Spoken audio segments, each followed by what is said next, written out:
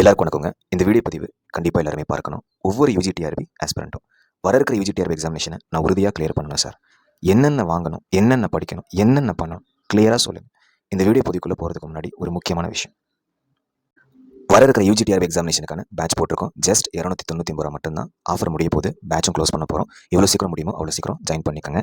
Study material and then test series எப்படி sir join பண்ணணும்? GPay PhonePe to 8778963630 and send screenshot WhatsApp 8525049011 ஆர்எல்ஸ் நம்மளோட academy scanner நீங்கள் use பண்ணிக்கலாம். இதில் என்னென்னலாம் கிடைக்கும் என்ன அப்படிங்கிறதும் வீடியோட தொடர்ச்சியில் பார்க்கலாம். முக்கியமான கண்டென்ட்டுக்குள்ளே போயிடுவோம். இந்த வீடியோ பதிவு பொறுத்த வரைக்கும் கம்ப்ளீட் அனலைசிஸ், சரிங்களா? ஃபுல் அண்ட் ஃபுல் இந்த வீடியோ பதிவில் கான்சென்ட்ரேட் பண்ணுங்கள். என்ன சொல்கிறோம் அப்படிங்கிறத பொறுமையாக நிதானமாக கேளுங்க. யூஜிடிஆர்பி எக்ஸாமினேஷன் ஒரு காலத்தில் வெற்றி பெற வேண்டும் என்றால் ஸ்கூல் புத்தகங்கள், ஹையர் செகண்டரி ஸ்கூல் புத்தகங்கள், அதாவது இப்போ நமக்கு காம்படிஷன் ஹெவியாக இருக்குது. அதனால் ஸ்கூல் புத்தகங்களுடைய இந்த ரோல், அந்த ப்ளே அப்படின்னு சொல்லுவாங்க, அது குறைஞ்சிக்கிட்டே இருக்குது.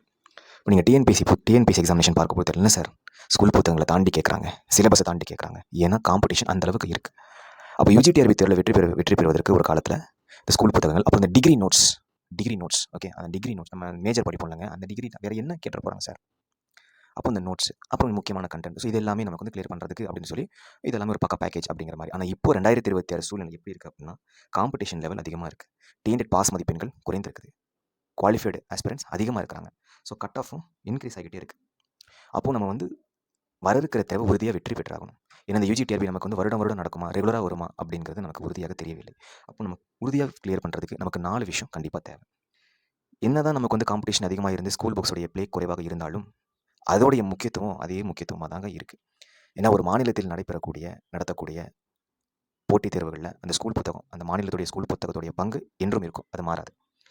11th and 12th ஸ்கூல் புத்தகம், உங்களுடைய மேஜர் தமிழாக இருக்கலாம், இங்கிலீஷாக இருக்கலாம், மேக்ஸாக இருக்கலாம், physics, chemistry, botany, zoology, history, geography, any one 11th 12th எடுத்துக்கிட்டு கம்ப்ளீட்லி பாருங்கள். இந்த லெசன் மட்டுமா அந்த லெசன் மட்டுமா கேட்க வேணாம். நடந்து முடிந்த யூஜிடிஆர்பி தேர்வு அந்த கொஸ்டின் பேப்பர் எடுத்து பார்க்கும் பொழுது அதில் 11th 12th கேள்விகள் நமக்கு எழுப்பப்பட்டிருக்கும். 11th 12th நமக்கு வந்திருக்கும். அப்போ அந்த எக்ஸாமினேஷன் எழுதி முடிச்ச பிறகு என்ன சார் இப்படி கேட்டாங்களே சார், டஃப்பாக இருக்கே சார், ஒரு விஷயம் புரிஞ்சுக்கோங்க, சிலபஸ்ல இருந்து தான் கேள்விகள் வரும் அப்படிங்கிற எதிர்பார்ப்பு தயவு செஞ்சு இனி வேண்டாம், சரிங்களா? எல்லாற்றுக்கும் நாம் தயாராக இருக்க வேண்டும்.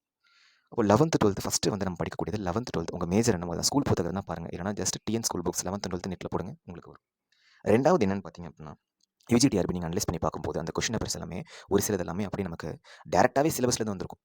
ஸோ டேரெக்டாக ஒரு சிலது அதிகமாகவே டேரெக்டாக சிலபஸ்லேருந்தே வந்துடும். அப்போ சிலபஸோடைய முக்கியத்துவங்கள் நமக்கு தெரியணும். ஸோ ஆஸ் பர் சிலபஸ் முக்கியமான பாயிண்ட், இப்போ ஒரு சிலபஸ் இருக்குன்னா அதுக்கு அப்படி பேரா இல்லை, நீட்டாக ஒரு 4 பாயிண்ட், நீட்டாக ஒரு 5 பாயிண்ட். ஆனால் அந்த பாயிண்ட்டை நம்ம இதுதானே அப்படின்னு நினைக்கக்கூடாது, அசால்ட்டாக நினைக்கக்கூடாது. ஒவ்வொரு பாயிண்ட்டும் ஒரு மார்க் தான். நம்ம அதிகமாக படிச்சுட்டு போவோம், எக்ஸ்ட்ரானரியாக படிச்சுட்டு போவோம். கேள்வி சிம்பிளாக இருக்கும், பேசிக்காக இருக்கும், ஆனால் தப்பாக போயிருக்கும். ஸோ எந்த கேள்விகளையுமே நாம் அசால்ட்டாக நினைக்கக்கூடாது. ஆஸ் பர் சிலபஸ் உங்களுக்கு இம்பார்ட்டன்ட் நோட் வேணும், அது நாங்கள் ப்ரொவைட் பண்ணுறோம், சரிங்களா? இந்த ஒரு நோட். மூன்றாவது அப்படின்னு பார்க்கும்போது ரெஃபரன்ஸ் புக்கு இது ஒரு தனிப்பட்ட ஒரு பெர்சனல் சஜஷன் தான். ஆக்சுவலாக இது நான் நிறைய எக்ஸாம்பிள் இருக்குது. இது லைவ் எக்ஸாம்பிள் நான் என்ன வச்சு நான் சொல்கிறேன். ஆக்சுவலி அதுக்கு ஆஃப்டர் 12th பார்க்கும்பொழுது நமக்கு அந்த என்ஐடி ஐஐடி போகணும். ஸோ அதுக்காக நமக்கு ஜே எக்ஸாமினேஷன்லாம் கண்டக்ட் பண்ணுவாங்க, ரைட்டு தானே? அப்போ நீங்கள் எக்ஸாமினேஷன் பார்த்தீங்க அப்படின்னா எனக்கு டியூரேஷன் அப்படிங்கிறது குறைவாக தான் இருக்குது. அப்போ நான் ரெஃபரன்ஸ் புக் எல்லாம் சொன்னாங்க, ரெஃபரன்ஸ் புக் படிங்க சார், ரெஃபரன்ஸ் புக் படிங்க அப்படின்னா கம்ப்ளீட்லி என்சிஆர்டி அதெல்லாமே படிச்சுட்டு இருந்தேன். பட் ரெஃபரன்ஸ் புக்குமே நமக்கு தேவையாக இருந்துச்சு. அப்போது நம்ம எல்லா புக்கு வாங்க போகிறேன்னா போய் ரெஃபரன்ஸ் புக் போய் தேடுறேன். ஓகே, இப்போ நம்ம ஆக்சுவலாக நான் கிளியர் பண்ணிட்டேன், ஃபஸ்ட் அட்டெம்ப்ட்ல கிளியர் பண்ணிட்டேன், அது ஒரு பக்கம் இருக்கட்டும்.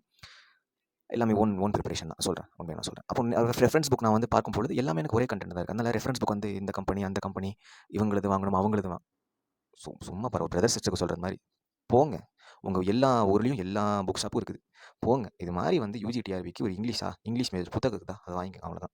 ஃபிசிக்ஸ் கேளுங்க, புத்தகம் இருக்குதா, வாங்கிங்க, அவ்வளோதான். ஜாகிரஃபியா, புத்தகம் இருக்குதா, இருக்குது சார், வாங்கிங்க, அவ்வளோதான். புரிதுங்களாங்க? புத்தகம் வாங்குவது என்பது என்ன பொறுத்த வரைக்கும் ஒரு விஷயம் கிடையாது, நீங்கள் படிக்கிறது தான். ஸோ மேலோட்டமாக பார்த்து அப்படி வேணாம், சரிங்களா? அதெல்லாம் ரெஃபரன்ஸ் புக் இது வாங்குறதா அது அதெல்லாம் ஒன்றும் கிடையாது. போங்க, நீங்கள் நெட்டில் கூட பாருங்கள், ஆன்லைனில் லாட்ஸ் ஆஃப் இருக்குது, சரிங்களா? லாட்ஸ் ஆஃப் இருக்குது. ஒவ்வொரு இன்ஸ்டியூட்டும் ஒவ்வொரு அகாடமியும் மெட்டீரியல்ஸ் ரெடி பண்ணுறதாகட்டும், டெஸ்ட் சீரிஸ் ரெடி பண்ணுறதாகட்டும், தங்களுடைய தேர்வுகள் வெற்றி பெற வேண்டும் என்று தான் நினைப்பாங்க. எந்தவித ஆத்தர்ஸ், எந்தவித பப்ளிகேஷன்ஸ், அப்போ தான் அவர்களுக்கான ஒரு ப்ளஸ். இப்போ நான் ஒரு பேட்ச் போடுறேன் அப்படின்னா, இப்போ நம்ம பேட்ச் மூலம் வெற்றி பெற்றுக்கிறாங்க அப்படின்னா அதுதான் பிக்கஸ்ட் கிரெடிட். இப்போ அடுத்த வருடம் 2027 இல்லை 2028 அறிவிப்பு வரும்போது 2027 எத்தனை பேர் கிளியர் பண்ணியிருக்காங்க அப்படின்னா லிஸ்ட் காரணம்ல. அப்போ இந்த ரெஃபரன்ஸ் புக் பற்றி நீங்கள் ஒன்றும் கிடையாது. இன்னைக்கு இந்த வீடியோ போகிறனால இன்னைக்கு சண்டேங்களை இன்னைக்கு கடை இருக்க தெரியல. நாளைக்கு மண்டேவே போங்க, அஃபிஷியல் டேஸி போங்க ஒரு புக் 4 புக்ஸாக போங்க, போய் பாருங்கள். இல்லை சார், நான் எங்கள் ஏரியாவில் புக் ஷாப் இல்லை, சரி ஓகே, அது லைப்ரரி இருக்குது, லைப்ரரி போய் பாருங்கள். அரசு நூலகங்கள் இருக்குது, உங்களுக்காக தான் திறந்து வச்சிருக்காங்க. ஸோ உங்களுக்காக தான் எல்லாமே செய்துட்டு இருக்காங்க அரசு. ஸோ இதெல்லாமே நம்ம யூஸ் பண்ணிக்கணுங்க. அந்த சோர்ஸஸ் அப்படிங்கிறத யூஸ் பண்ணிக்கணும். ஸோ இந்த ரெஃபரன்ஸ் புக் பற்றி நீங்கள் பெரிய ஃபீல் பண்ண வேணாம். இல்லை நீங்கள் ஆன்லைனில் கூட நீங்கள் வாங்கிக்கலாம். அதே மாதிரி இது 3வது. 4வது வந்து கீ நோட்ஸ். அதாவது எங்களுடைய இன்ஸ்டியூட்டில் வந்து அது ரொம்ப ஸ்பெஷல். இப்போ டிஎன்பிசி குரூப் 4 இந்த கீ நோட்ஸ் அப்படிங்கிற மாதிரி கொடுத்தோம். ஸோ அதன் மூலம் வெற்றி பெற்றுள்ளனர். உங்கள் எல்லாருக்குமே தெரியும். எல்லாமே வெளிப்படுத்தமே எல்லாமே நம்ம கொடுத்துறோம் எல்லாமே. அப்போ இந்த கீ நோட்ஸுங்கிறது என்னன்னு பார்த்தீங்கன்னா, நம்ம எக்ஸாம் டைம் டியூரேஷனில் அந்த கேள்விகள் பார்க்கும்பொழுது கம்ப்ளீட்லி படிக்கிறதுக்கு நமக்கு நேரம் இருக்காது அந்த டைமில். அப்போ அதுலேருந்து நம்ம கீயை வந்து டக்குன்னு சொல்லி கிராஸ்ப் பண்ணணும். எப்படி என்னங்க பிக் பண்ணணும். அந்த முக்கியமான பாயிண்ட்டை பிக் பண்ணணும். அந்த வேர்டு பார்க்கும்போது இதுதான் ஆன்சர் அப்படின்னு சொல்லி நம்ம 99.9% நமக்கு வந்துடணும். அந்த ஆன்சர் வந்துடணும் நமக்கு. ஸோ அந்த கீ நோட்ஸ் வந்து நம்ம ப்ரொவைட் பண்ணுவோம். ஸோ நம்ம வந்து இந்த 299 ருபீஸுக்கு ஆஸ் பர் சிலபஸ் முக்கியமான கண்டென்ட் மட்டும் ப்ளஸ் இந்த கீ நோட் நியர் எக்ஸாமினேஷன் தான். ஏன்னா இப்போ கொடுத்தா சரியாக வராது. நியர் எக்ஸாமினேஷன் தான் கொடுப்போம். அப்போ தான் நம்ம ஒரு ஆர்டராக வரணுங்க. அப்போ தான் எப்பவுமே ஒரு ப்ரொசீஜராக இருக்கும். அப்போ பார்த்தீங்க அப்படின்னா அந்த கீ நோட்ஸ் ப்ளஸ் இந்த டெஸ்ட் சீரிஸ் நம்ம படிக்கிறத விட அந்த டெஸ்ட் சீரிஸ் போடுறீங்க பார்த்தீங்களா, அதுதாங்க மெயின். கிளியர் பண்ணுறோம் அப்படின்னா டெஸ்ட் சீரிஸ் தான் மெயின். டெஸ்ட் சீரிஸ் மட்டும் நீங்கள் விட்டுறவே கூடாது. சரிங்களா? நீ இப்போ ஒன்றும் கிடையாது. இப்போ 3 மாதம் நமக்கு எக்ஸாம் வரப்போகுது. இப்போ அறிவு போயிட்டாங்கன்னா 3 மாதத்து எக்ஸாம். அதை 12 வாரமாக பிரிச்சுக்கிட்டு as per scheme of selection வாங்க. First 1 week Tamil language eligible test. அதே மாதிரி தமிழ் லாங்குவேஜ் எலிஜிபிள் டெஸ்ட் தானே, எனக்கு தமிழ் தெரியும் சார், நான் 10ஆம் வகுப்பு மட்டும் படிச்சுட்டு போகிறேன்னா ரொம்ப கஷ்டமாக போயிருப்போம். இன் சென்ஸ் அவங்க கொஞ்சம் ரொம்ப ஃபில்டர் பண்ணணும், காம்படிஷன் அதிகமாக இருக்குது. தகுதி தேர்வு தான் இருப்பினும் நம்ம எதற்கும் தயாராக இருக்க வேண்டும். இப்போ கிட்டத்தட்ட ஒரு போருக்கு போகிற மாதிரி தான். சரிங்களா? போருக்கு போகிற மாதிரி தாங்க. ஸோ எல்லாத்துக்கும் இதை ஏன் நம்ம திருப்பி சொல்கிறோம் அப்படின்னா, நம்ம ரெகுலராக எல்லாருமே பார்க்குறோம், எல்லாருமே கவனிக்கிறோம். வெற்றி பெறுபவர்களையும் பார்க்குறோம், வெற்றி பெறாதவர்களையும் பார்க்குறோம். 1 மார்க்கில் போச்சு சார், 2 மார்க்கில் போச்சு சார், 5 மார்க்கில் போச்சு சார். என்னங்க இதெல்லாம்? எவ்வளோ கஷ்டமாக இருக்குது தெரியுமா கேட்கும் பொழுது. ஸோ உறுதியாக வெற்றி பெறும். இதெல்லாமே தேவை நமக்கு. இந்த 4ல் 1 கூட குறைஞ்சிடாமல் பார்த்துக்கங்க. சார் நான் ஒரு புக்கு மட்டும் வாங்கிட்டேன், அது மட்டும் படித்தா நான் பாஸ் ஆயிடுவேனா? நோ. சார் நான் இந்த மெட்டீரியல் மட்டும் இந்த ஆஸ் பர் சிலபஸ் மட்டும் மெட்டீரியல் மட்டும் வாங்கியிருக்கேன், பாஸ் ஆயிடுவேனா? நோ. 4 உங்கள் கையில் இருந்தால் தான் அட்லீஸ்ட் பாஸ் ஆகிறதுக்கு ஒரு வாய்ப்பு.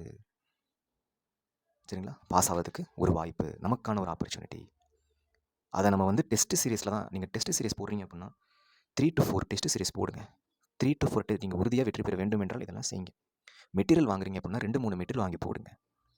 சரிங்களா? ஸோ ஸ்கூல் புத்தகங்கள் 11th 12th பார்த்துக்கோங்க. ஆஸ் பர் சிலபஸ் மெட்டீரியல் நம்மகிட்ட வாங்கிக்கோங்க. இல்லை நீங்கள் அவுட்டர் இருந்தாலும் ஓகே. அந்த மெட்டீரியல்ஸ் ஆஸ் பர் சிலபஸ் இருக்கணும். 3வது, அதாவது சிலபஸ்னால் நிறைய பேரா அப்படி இல்லை, மெயின் பாயிண்ட் மட்டும் out source net source. Okay. 3வது ரெஃபரன்ஸ் புத்தகங்கள், எனி ஒன் புத்தகங்கள் வாங்கிக்கோங்க, அவ்வளோதாங்க. சரிங்களா? எனி ஒன் புத்தகம். ஓகே.